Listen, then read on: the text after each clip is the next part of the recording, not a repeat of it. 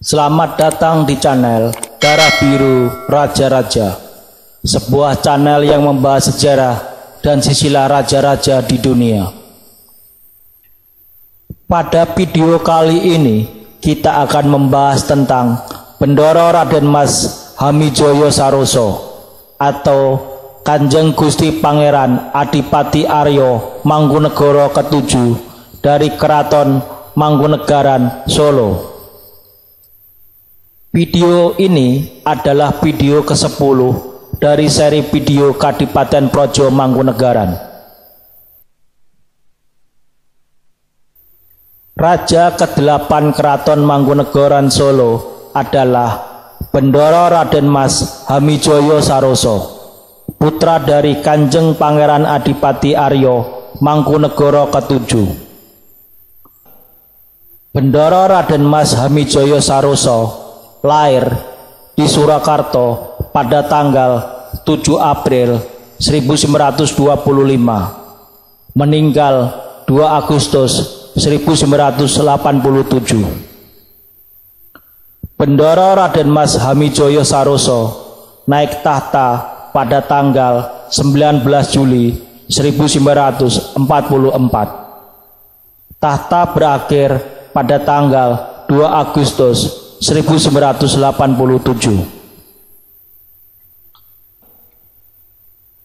Bendoro Raden Mas Hamijoyo Saroso naik tahta dengan gelar Kanjeng Gusti Pangeran Adipati Aryo Mangkunegoro Senopati ing Ayudha Sudibyoning Perang ingkang jumeneng kaping 8. Mangkunegoro ke-8 bertahta selama 43 tahun.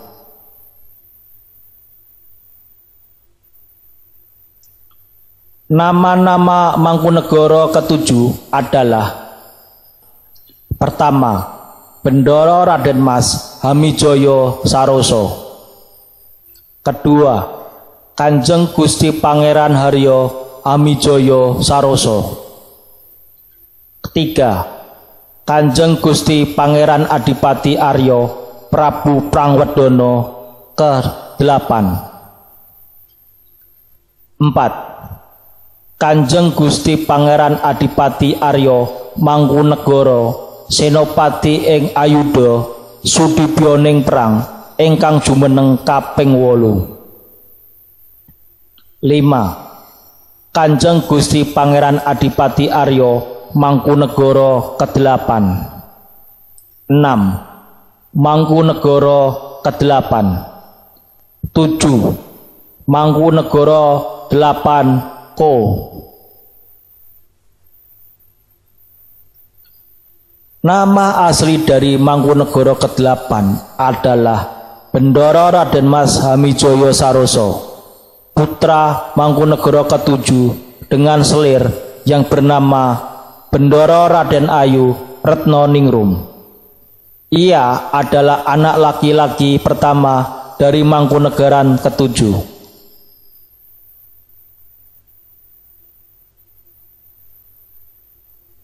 Riwayat pendidikan Mangkunegoro ke-8 adalah: tahun 1932 sekolah di Europes Lager School ELS Pasar Legi Solo.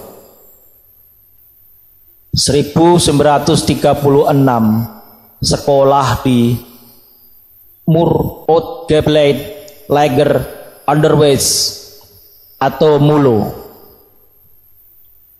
Tahun 1939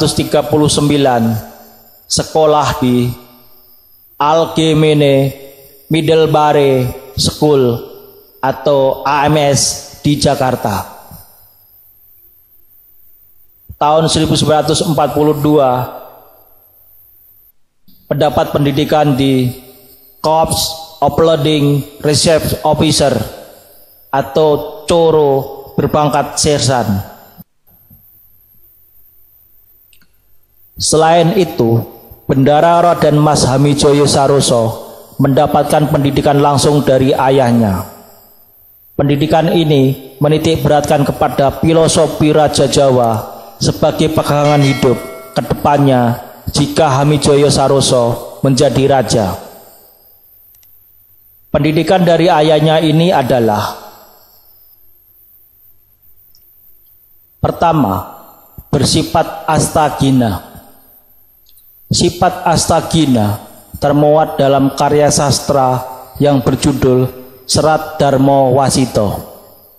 Serat tersebut memberikan ajaran agar melaksanakan 8 sifat yang berfaedah atau astagina.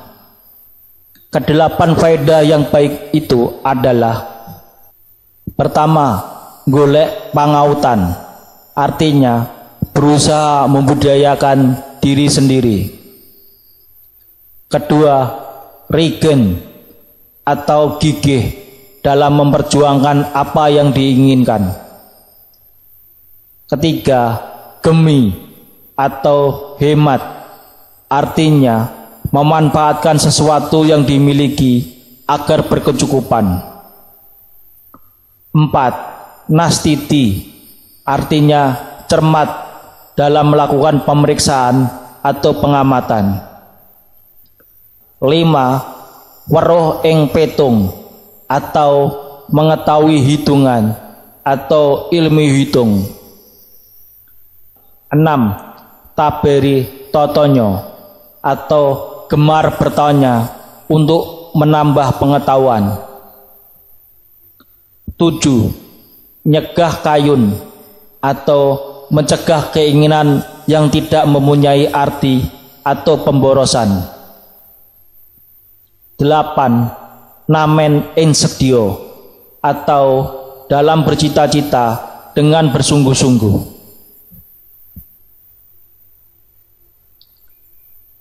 Kedua, ajaran sopan santun dalam pergaulan. Secara alamiah, manusia sebagai makhluk hidup individu juga sebagai makhluk sosial memerlukan pergaulan dengan sesamanya. Pemahaman ini berarti bahwa manusia tidak dapat hidup sendirian. Untuk hidup bersama, ia membutuhkan orang lain atau masyarakat. Agar dapat hidup dengan tentram, serasi, dan selamat bersama orang lain dan dalam masyarakat, maka diajarkan hal-hal yang mengatur tata hubungan dan pergaulan dalam masyarakatnya. Oleh karena itu, kepada ajaran sopan santun diajarkan kepada Bendoro Raden Mas Hamijoyo Saroso agar dalam kehidupannya hendaknya: A. Bermuka manis dan bermata lembut. B. Susilo dalam tingkah laku. C. Menghindarkan kecurigaan. D. Berbicara halus dan enak didengar. E. Ramah tamah memperlihatkan keakraban. F. Pandai membawa diri dan menyesuaikan dengan adat istiadat yang ada. G. Merendahkan diri sekalipun berpangkat tinggi. H. Berbicara yang bermanfaat atau jika tidak lebih baik berdiam diri. I.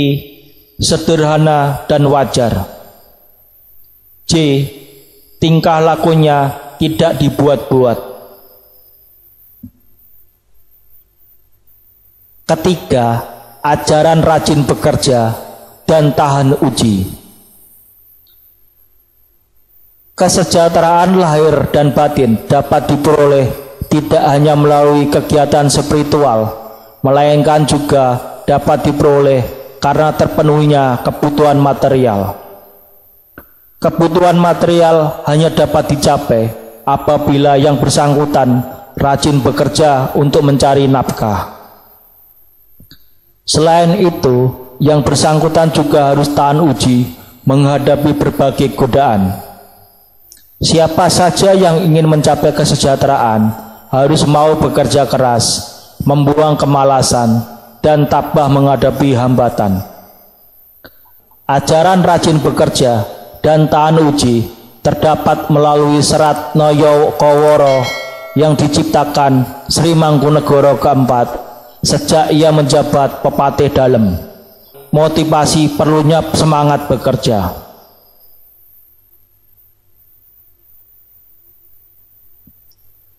Kanjeng Gusti Pangeran Haryo Hamijaya Saroso adalah anak dari Raja Mangkunegara ke-7, sehingga dia diwajibkan untuk masuk ke dalam Legium Mangkunegaran. Pendidikan kadet di lingkungan Legium Mangkunegaran berlangsung selama 1 tahun. Pada tahun 1941, Kanjeng Pangeran Haryo Hamijaya Saroso masuk pendidikan militer Coro atau Corps Opleiding voor Reserve Officeren, sekolah perwira cadangan di Bandung. Kanjeng Pangeran Haryo Hamijaya Saroso pada waktu itu telah mendapatkan jabatan sebagai sersan Coro. Di Bandung, para sersan Coro dididik selama 9 bulan. Setelah itu akan ada seleksi tahap ketiga terhadap sersan Coro. Pada saat menjalankan pendidikan sersan di Bandung, terjadi serangan di Jepang ke tanah Jawa. Pada tahun 1942, Kanjeng Pangeran Haryo Hamijaya Saroso ikut dalam misi tugas tempur di Ciater, Subang, Jawa Barat. Pertempuran ini dikatakan momen penting berakhirnya kekuatan militer di tangan Belanda dan sebagai awal penyerahan Belanda pada Jepang. Momen bersejarah menjelang penyerahan Belanda kepada Jepang adalah pendaratan pasukan Jepang di Eretan Wetan pada 28 Februari menjelang 1 Maret 1942. Pasukan yang dipimpin Kolonel Shoji ini bertugas menggempur pangkalan udara Kalijati dan menduduki Subang. Ketika itu Belanda diperkuat pasukan Inggris. Meskipun sudah bergabung dengan tentara Inggris, tetap saja pasukan Belanda tidak bisa menahan serangan Jepang dan akhirnya mundur ke Bandung. Pasukan Jepang mengejarnya lewat Ciater. Pada 6 Maret 1942 terjadi pertempuran sengit di Ciater. Tidak lama setelah itu, Lembang sebagai pintu gerbang menuju Bandung berhasil dikontrol pasukan Jepang. Keberhasilan ini memaksa pasukan Kenil, Koninklijke Nederlands Indische Leger, di bawah Komandan Letnan Jenderal Ter Burten melakukan gencatan senjata pada tanggal 7 Maret 1942. Rentetan peristiwa inilah yang memaksa dilakukannya perjanjian penyerahan Belanda tanpa syarat pada 8 Maret 1942. Atas kekalahan Belanda itu, Kanjeng Pangeran Haryo Hamijaya Saroso sangat terkejut. Dengan latar belakang demikian, kekacauan-kekacauan di medan tempur yang tidak bisa dielakkan.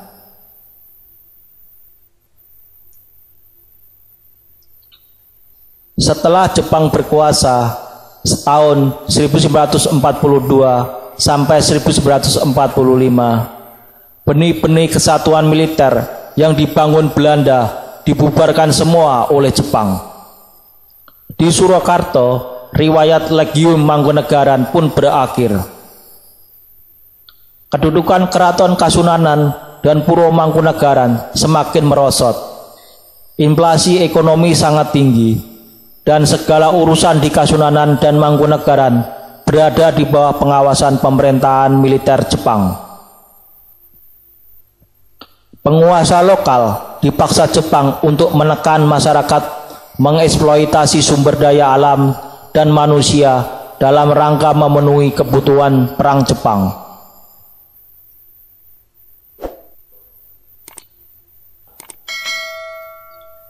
Pada masa kependudukan Jepang, Kanjeng Pangeran Haryo Hamijoyo Saroso bergabung dalam PETA, Pasukan Pembela Tanah Air. Di Bogor, Kanjeng Pangeran Haryo Hamijoyo Saroso menjabat sebagai Komandan Kompi II. Kanjeng Pangeran Haryo Hamijoyo Saroso adalah seorang komandan yang keras tetapi tetap sembodo dan rendah hati. Beliau memiliki wibawa di antara bawahannya, bukan karena asal-usulnya sebagai putra Mangkunegoro ke-7, melainkan karena watak sifat pribadi keprajuritannya yang disiplin dan mampu menjadi suri teladan bagi anak buahnya.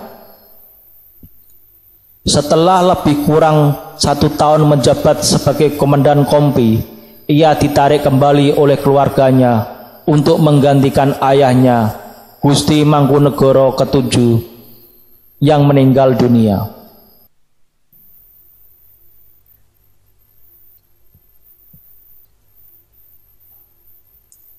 Dalam pemerintahan Dai Nippon, tepatnya pada tanggal 19 Juli 1944, ayah Kanjeng Pangeran Haryo Hamijoyo Saroso, Kanjeng Gusti Pangeran Adipati Aryo Mangkunegoro ke-7 wafat.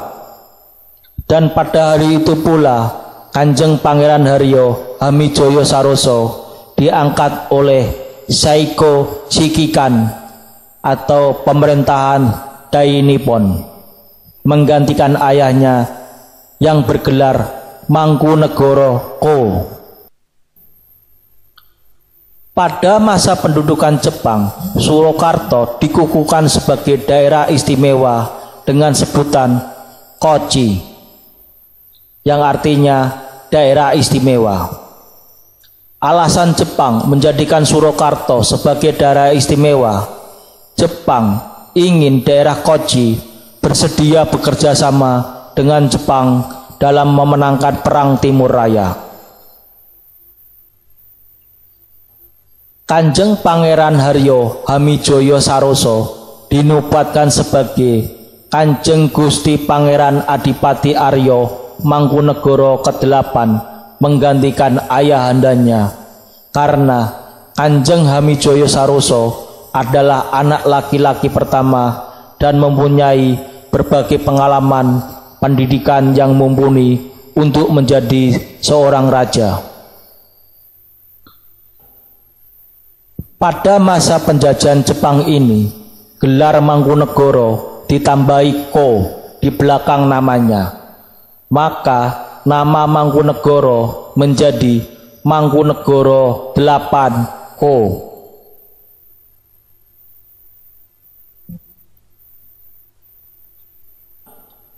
Kanjeng Gusti Pangeran Adipati Aryo Mangkunegoro ke-8 mengalami hidup di dalam 3 zaman, yaitu pada zaman penjajahan Belanda, zaman penjajahan Jepang, dan zaman kemerdekaan Republik Indonesia. Pengalaman-pengalaman ketika hidup di dalam 3 zaman itu membuat beliau dikenal sebagai penguasa yang mempunyai tingkat intelektual yang tinggi. Pemikiran-pemikiran modernnya mampu mengkolaborasikan budaya lama dan budaya baru. Pemikiran yang modern ini selanjutnya akan mempengaruhi beliau dalam membuat berbagai kebijakan-kebijakan politik di Mangkunegaran. Pada dasarnya, berbagai kebijakan Kanjeng Gusti Pangeran Adipati Aryo Mangkunegoro ke-8 menyesuaikan diri dengan perubahan dan perkembangan zaman, tetapi juga arif menerima pembaharuan.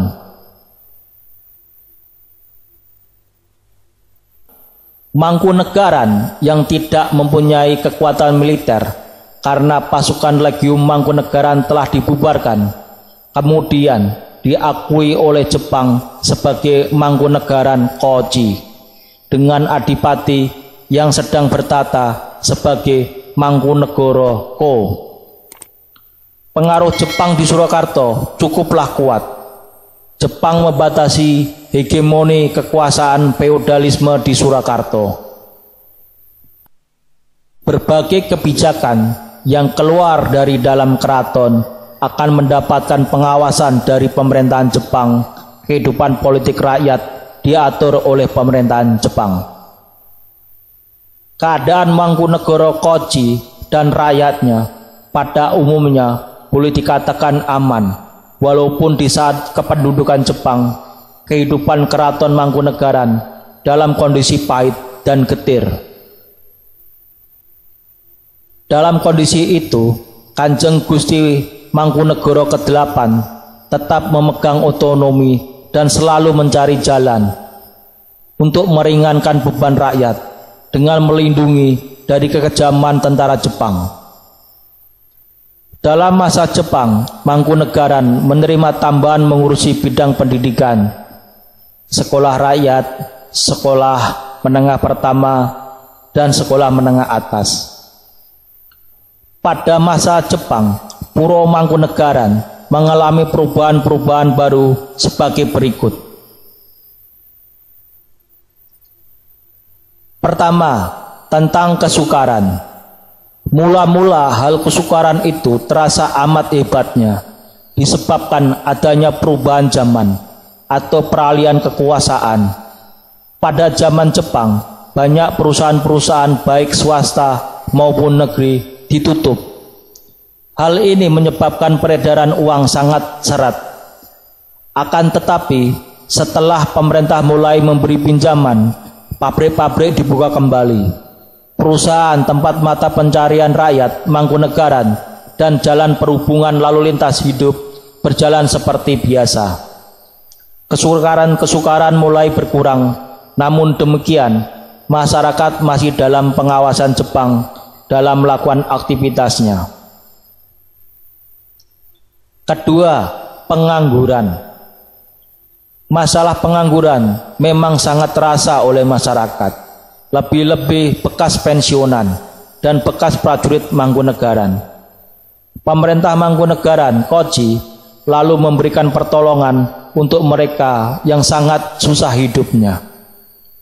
Tiap-tiap bulan untuk keperluan itu, Mangkunegaran Kochi mengeluarkan uang sejumlah 1.500 francs dan menyokong kurang lebih 1.500 orang. 3. Kejahatan atau pencuri. Pada masa Jepang, kejahatan pencuri boleh dikata tidak lebih banyak daripada waktu zaman Belanda. Barang yang dicuri dalam beberapa kasus hanyalah barang-barang biasa, bukan barang mewah, misalnya pipa, besi, seng, dan lain-lain. Dalam hal ini, kaum polisi juga tidak lalai. Mereka rajin berpatroli dan giat bekerja.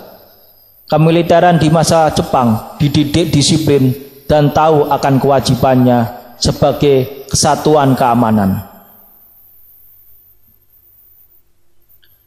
4. Keadaan perusahaan.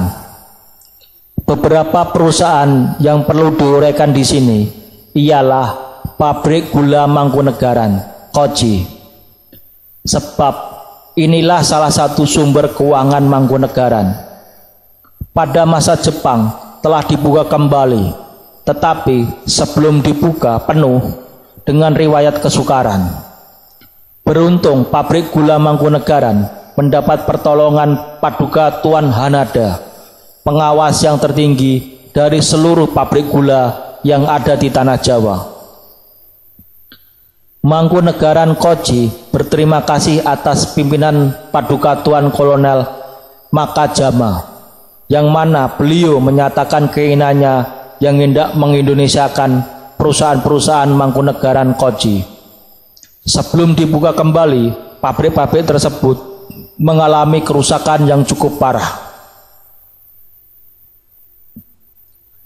Pada awalnya, pemerintah mengalami kesulitan. Yang pertama, susah mencari orang yang mengerti tentang pabrik yang disebabkan politik era Belanda dulu. Belanda memiliki kebijakan bangsanya harus hidup lebih tinggi kedudukannya dari bangsa Indonesia di dalam segala hal, baik hal kemanusiaan maupun gajinya, pangkat dan derajatnya. Pemerintah Belanda tidak mengizinkan orang Jawa atau Indonesia menjabat pangkat pembesar. 2. Perkakas-perkakas pabrik yang rusak itu susah didapat gantinya. Kesulitan-kesulitan itu dapat dihindarkan atas pertolongan pemerintah Dai Nippon dan semangat kekerasan hati Mangkunegaran Kochi yang berhasil menemukan superintenden handal, yaitu Mr. Sunaria, seorang ahli ekonomi, pernah menjabat sebagai guru besar dalam ilmu ekonomi pada sekolah tinggi kesusteraan. Kebijakan Mangkunegara ke-8 di bidang pendidikan. Pertama, membuat sistem pengajaran di daerah kekuasaan Mangkunegaran. Kedua, membuat sekolah untuk rakyat Mangkunegaran. Ketiga, pemberantasan buta huruf dengan mengadakan kursus-kursus. 4. Mangkunegara ke-8 mengadakan kursus-kursus, yaitu kursus bahasa Jawa, kursus bahasa Indonesia, bahasa Nippon, dan kursus agama Islam. 5. Pergerakan taruna atau pemuda untuk memadai para pemuda untuk menyalurkan minat dan bakatnya ke hal-hal yang positif. 6. Olahraga atau Taisho. Mangkunegaran memiliki beberapa tempat yang bisa digunakan untuk lapangan olahraga seperti pacuan kuda, tenis, sepak bola, dan lain-lain. 7. Pendidikan kebudayaan bagi guru dan murid. Mangkunegaran ingin kebudayaan yang ada di Keraton Mangkunegaran tetap ada dan makin berkembang. Maka itu dibukalah sekolah tari dan kerawitan di wilayah Mangkunegaran. Pendidikan kebudayaan ini juga untuk meningkatkan rasa nasionalisme penduduknya. 8. Menambah cita-cita tanah air untuk merdeka dan menjadi satu bangsa Indonesia. 9. Gerakan hidup baru untuk menuntut pendidikan yang lebih untuk mendapatkan kehidupan masa depan yang lebih baik. Pemikiran pembaruan yang inovatif ini diterapkan dalam usaha pembinaan kerabat Mangkunegaran. Gusti Hamijoyo Saroso membentuk suatu organisasi yang disebut Himpunan Keluarga Mangkunegaran Suryo Sumirat atau HKMN Suryo Sumirat. Dengan ketuanya Kanjeng Gusti Pangeran Adipati Aryo Mangkunegara ke-8 sendiri. Dalam pelaksanaan pembinaan itu, Kanjeng Gusti Pangeran Adipati Aryo Mangkunegara ke-8 dibantu oleh Dewan Pini Sepuh yang berjumlah 8 orang. HKMN Suryo Sumirat mempunyai 3 badan, yaitu Badan Musyawarah, Badan Pembina, dan Badan Pengurus. Di samping itu dibentuk Dinas Urusan Projo Mangkunegaran dengan badan-badannya, Sekretariat, Pedono Satrio, dan Mondropuro. Pada masa Mangkunegara ke-8 juga terdapat pendidikan formal antara lain Sekolah Dasar Siswa, Taman Kanak-kanak Mangkunegaran, Sekolah Menengah Pertama Siswa, Sekolah Menengah Atas Siswa, Pakarti, Pawiyatan, Kerawitan, dan Tari. Mangkunegara ke-8 menyadari pentingnya pendidikan dalam membangun bangsa, sehingga berdirilah pendidikan formal di dalam istana. Dengan pendidikan, maka akan membangun golongan terpelajar yang dipandang sebagai orang yang memiliki pandangan yang luas. Beliau juga memperhatikan pendidikan putra-putrinya, karena dengan pendidikan diharapkan mampu menjadikan mereka sebagai bangsawan yang tinggi.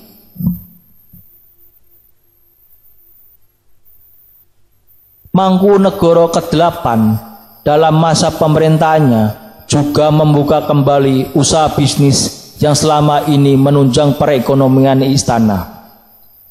Jika melihat kejayaan masa lalu leluhurnya, periode Sri Mangkunegara pertama, Sri Mangkunegara kedua, dan Sri Mangkunegara ketiga, Kadipaten Mangkunegaran telah mengalami banyak kemajuan, terutama dalam bidang perkembangan hukum, perluasan daerah dan wilayah, dan penyusunan pemerintahan.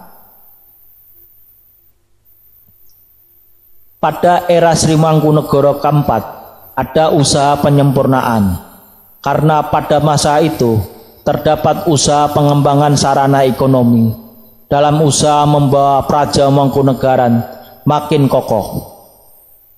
Banyak usaha-usaha bisnis yang dilakukan oleh Sri Mangkunegara keempat yang bergerak dalam bidang pertanian dan perkebunan. Hal inilah yang membuat perekonomian Mangkunegaran pada masa ke masa selalu stabil, karena penguasa Mangkunegaran dapat mengembangkan potensi daya alam wilayah kekuasaannya yang selanjutnya akan memperbanyak pendapatan keuangan istana.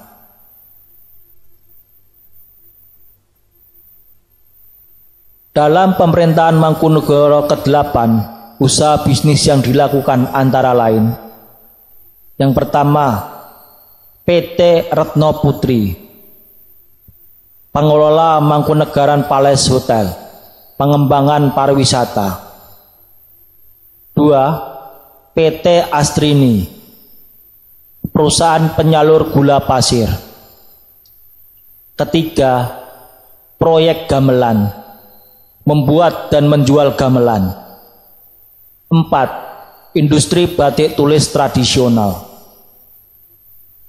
Usaha bisnis ini dilakukan untuk menata dan menumpang kembali perekonomian Mangkunegaran.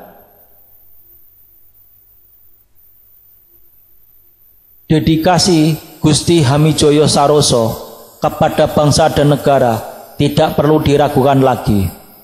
Sebagai konsekuensi proklamasi kemerdekaan 17 Agustus 1945, diterbitkan surat ketetapan tentang kedudukan Kanjeng Gusti Pangeran Adipati Aryo Mangkunegara ke-8 oleh Presiden Republik Indonesia pada tanggal 19 Agustus 1945. Atas dasar ketetapan itu, Mangkunegara ke-8 melepaskan semua kekuasaan wilayah Mangkunegaran kecuali dalam hal kebudayaan. Atas dedikasinya tersebut, Kanjeng Gusti Pangeran Adipati Aryo Mangkunegara ke-8 mendapatkan pangkat Mayor Jenderal Tituler. Pada periode perjuangan pergerakan fisik di Indonesia, peran dan andil beliau juga cukuplah besar. Gusti Hamijoyo Saroso pernah menjadi komandan Kompi 2 dalam peta yang waktu itu memiliki 65 batalion, 650 orang per batalion. Mangkunegara ke-8 juga pernah membantu perjuangan Republik Indonesia secara moral dan material dengan pangkat Jenderal Mayor Tentara Keamanan Rakyat. Setelah itu, beliau menjadi penasihat delegasi Republik Indonesia ke Konferensi Meja Bundar 10 Juni 1947.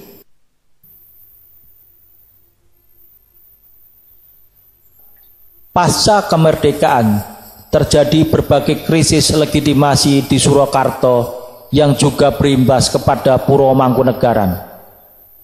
Terjadinya berbagai gejolak politik di luar istana membuat Mangkunegara ke-8 mengeluarkan maklumat tanggal 1 September 1945 yang berisi: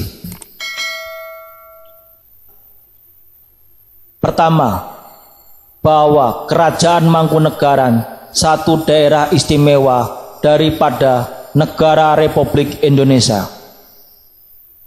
Dua, bahwa semua urusan pemerintahan dalam Kerajaan Mangkunegaran kini ditetapkan dan dipimpin oleh pemerintah Mangkunegaran sendiri dengan mengingat peraturan pemerintah Republik Indonesia.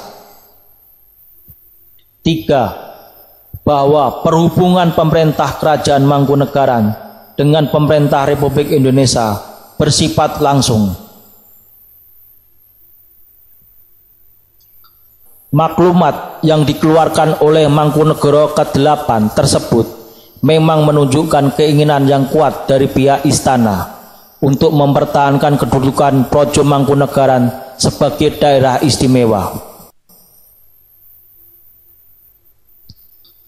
Daerah Istimewa Surakarta meliputi daerah Kasunanan Surakarta Hadiningrat dan Kadipaten Projo Mangkunegaran. Tetapi berdirinya daerah Istimewa Surakarta mengalami banyak hambatan oleh berbagai golongan kaum kiri. Tan Malaka dengan pengikutnya yang orang-orang komunis dari Partai PKI memelopori gerakan anti Swapraja di daerah Istimewa Surakarta. Adapun hambatan-hambatan dalam berdirinya daerah Istimewa Surakarta antara lain: pertama, keberadaan Tan Malaka di Surakarta menyebabkan daerah Istimewa Surakarta ditentang oleh kelompok-kelompok kiri Tan Malaka. Kedua, kelompok Tan Malaka melakukan kekacauan di Surakarta dengan menculik pejabat-pejabat istana pemerintah yang menghendaki adanya daerah istimewa Surakarta. Puncak dari berbagai pemberontakan-pemberontakan ini menyebabkan wilayah Surakarta tidak lagi menjadi daerah istimewa. Keraton Kasunanan Surakarta dan Projo Mangkunegaran tidak lagi menjadi pusat kekuatan, namun hanya menjadi pusat pengembangan kesenian dan kebudayaan. Sri Mangkunegoro ke-8 menciptakan hubungan yang harmonis antara kawula dan gustinya. Dalam pemerintahan ada sang pengikut dan ada pula sang pemimpin, yang di dalam istilah tradisional bahasa Jawa sering disebut kawula dan gusti. Istilah kawula dan gusti hubungannya bukan bersifat tak pribadi, akan tetapi merupakan ikatan pribadi dan akrab. Menurut konsep Jawa, kekuasaan raja adalah absolut. Namun, dalam bahasa Jawa sering diartikan bahwa raja adalah Kung Binotoro Bahudendro Hanyokrowati, yang artinya raja besar dengan kekuatan keseluruhan atau absolut. Pengertian absolut di Jawa tidak seperti absolut di Barat. Pengertian absolut di Jawa lebih bersifat melindungi daripada menekan. Dalam konteks kekuasaan bisa dikatakan pada masa kemerdekaan Mangkunegaran sudah tidak memiliki wilayah kekuasaan. Tetapi dari konteks tradisi dan budaya, Sri Paduka Mangkunegaran ke-8 tetap didukung oleh para sentono, abdi dalem, dan para warga Mangkunegaran. Karena masyarakat tetap menjalankan apa yang disebut konsep kawula dan gusti. Kebijakan-kebijakan yang dikeluarkan oleh Sri Paduka Mangkunegaran bisa dikatakan berfungsi untuk mempertahankan kewibawaan keraton, meskipun berbagai kebijakan itu tidak bisa mengatasi situasi kacau yang dilakukan oleh PKI, yang akhirnya membuat pemerintah Republik Indonesia membekukan kedua keraton di Surakarta, yaitu Kasunanan Surakarta dan Mangkunegaran, dengan surat keputusan Presiden 16 Juni 1946. Perlu menjadi catatan di daerah Suwo Praja Kasunanan, siasat PKI untuk mempengaruhi rakyat Kasunanan berhasil dengan lancar. Sedangkan di daerah Suwo Praja Mangkunegaran, komunisme mendapat tantangan hebat dari rakyat yang tetap kompak dengan kerajaannya. Hal ini membuktikan selama masa revolusi 1945, Sri Paduka Mangkunegara ke-8 dengan kebijakan-kebijakan yang dibuatnya telah mampu mengambil simpatik masyarakat. Mangkunegara ke-8 telah mampu menghimpun kekuatan rakyat untuk ikut serta mendorong usaha pemerintahannya. Mangkunegara ke-8 juga telah mengupayakan upaya di bidang kebudayaan untuk meningkatkan ketahanan di bidang nasional. Sebelum Indonesia merdeka, Mangkunegara ke-8 di dalam kesempatan pidatonya selalu mengingatkan kepada warga negara Indonesia untuk ikut aktif dalam pembangunan Indonesia. Pada saat pergolakan perang kemerdekaan, pembekuan daerah istimewa Surakarta dan diikuti penghapusan daerah istimewa Surakarta, kejadian ini disertai juga pengambil alihan aset-aset yang dimiliki oleh Kasunanan Surakarta, Hadiningrat, dan Kadipaten Praja Mangkunegaran. Aset-aset yang diambil berupa tanah, perkebunan, perusahaan gula, dan perusahaan atau aset lainnya. Perjuangan Mangkunegara ke-8 untuk mempertahankan aset-aset Mangkunegaran yang diambil alih oleh sepihak pengelolaannya oleh pemerintah dijalani dengan menempuh jalur hukum. Meski pada akhirnya kalah di pengadilan, Mangkunegara ke-8 tetap menjalankan roda pemerintahan Mangkunegaran dengan berbagai upaya. Sumbangsih Sri Mangkunegara ke-8 sebagai negarawan Indonesia cukuplah besar. Oleh karena itu, di luar keraton, Gusti Hamidjoyo Saroso mendapatkan berbagai gelar kehormatan. Pada masa pemerintahan Presiden Soekarno, yaitu pada tanggal 13 Juni 1947, Sri Mangkunegara ke-8 diangkat sebagai penasihat delegasi Indonesia. Gusti Hamidjoyo Saroso ternyata juga mempunyai brevet penerbang spot tahun 1955 dari Auri menggunakan pesawat L4J AU dengan ijazah penerbangan nomor 075-BA-55.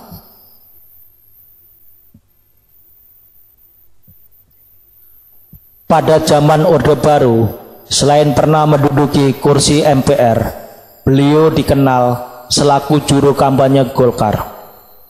Pada pemilu 1987 lalu, sebelum wafat, Sri Mangkunegara ke-8 masih aktif berkampanye untuk kemenangan Golkar. Dalam hal pengembangan kesenian dan kebudayaan, Mangkunegara ke-8 juga cukup aktif berperan menjaga kebudayaan leluhur dan mulai merombak tradisi keraton yang tertutup menjadi lebih terbuka. Jika kita mengingat pada masa lalu, kegiatan-kegiatan di dalam masyarakat selalu dipengaruhi oleh para bangsawan. Merekalah yang selalu memegang peranan di dalam kehidupan perekonomian, perdagangan, impor, ekspor. Merekalah yang berkuasa, jabatan-jabatan penting dipegang olehnya. Kesenian, kesusastraan hanya dipelajari, dimiliki, dan dinikmati di dalam lingkungan istana. Tetapi pada masa pemerintahan Mangkunegara ke-8, melalui gagasan-gagasan modernnya seperti tahun 1968, Sri Paduka membuka istana untuk umum. Pendopo istana sering digunakan untuk resepsi atau peragaan busana. Pendopo itu juga tidak hanya dipagelarkan kesenian klasik, tetapi juga berbagai kesenian modern, termasuk pementasan drama. Berbagai gagasan modernnya, Keraton Mangkunegaran mampu melestarikan dan mengembangkan budaya para pendahulunya.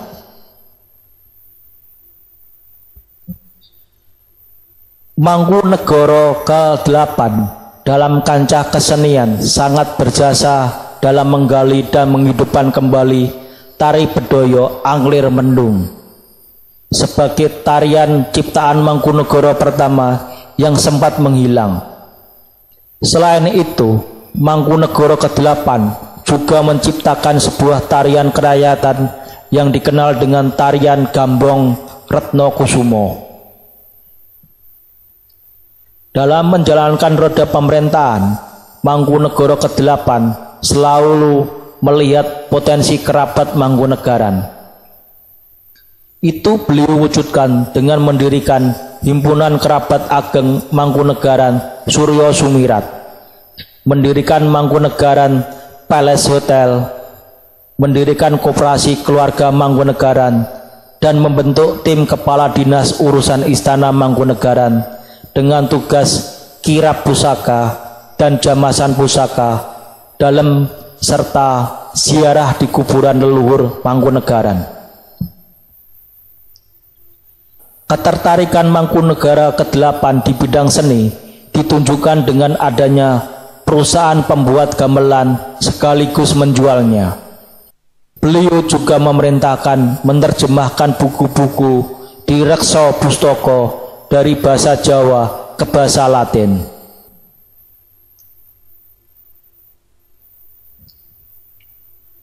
Pada tanggal 19 Oktober 1941, Kanjeng Pangeran Haryo Amijoyo Saroso menikah dengan Raden Ajeng Sunituti, anak Kanjeng Pangeran Haryo Suryo Kusumo. Raden Ajeng Sunituti kemudian diangkat sebagai permaisuri ketika Bendoro Raden Mas Hamijoyo Saroso diangkat sebagai Raja Mangkunegara ke-8. Dari pernikahan ini memiliki anak, yaitu pertama Gusti Pangeran Haryo Radityo Prabu Kusumo, lahir 20 September 1942.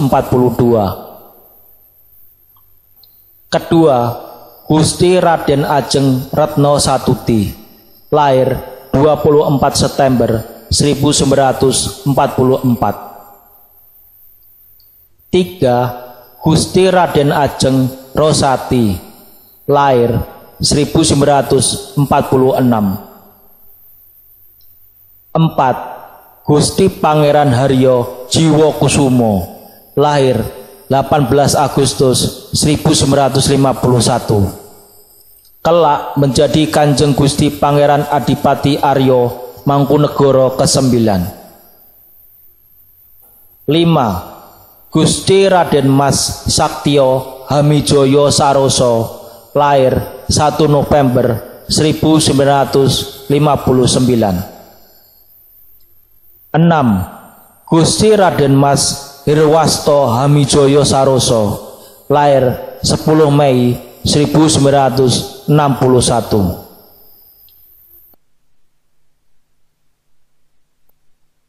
7. Gusti Raden Ajeng Retno Astrini, lahir 16 Maret 1964.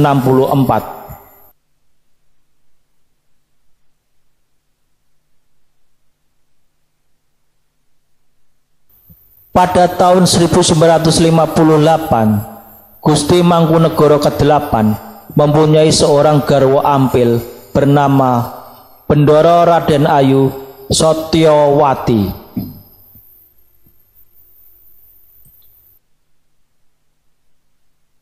Dari pernikahan ini memiliki anak bernama Bendoro Raden Mas Suryo Hamiseno yang lahir tanggal 15 Juni 1963.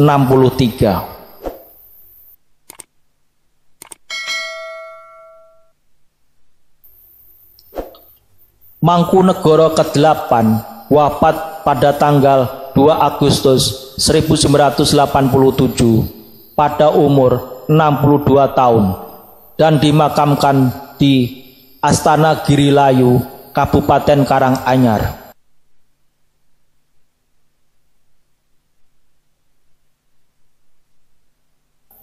Demikian video tentang Raden Mas Hamijoyo Saroso atau Mangkunegara ke-8 dari Keraton Mangkunegaran Solo. Semoga bisa menambah wawasan dan ilmu pengetahuan bagi yang menonton video ini. Sampai jumpa lagi di video berikutnya. Terima kasih.